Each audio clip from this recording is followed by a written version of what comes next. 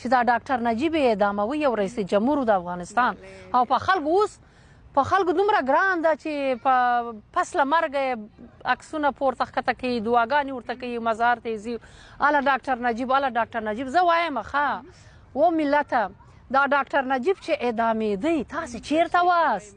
وپلیاز د خدای او 15 نفره مسله راځي ستاسې رئیس جمهور اعداموي.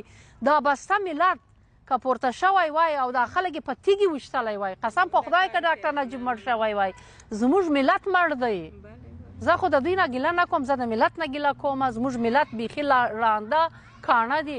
والله بالله چې زه کله د افغانستان هغه ښه تاریخ یم یادوم، بیا په څنګ کې دغه قصې یم یاد کړو که نه، موږ بیخي تاریخ ته بیخي مختور یو. والله هېڅ مو نه دي کړي.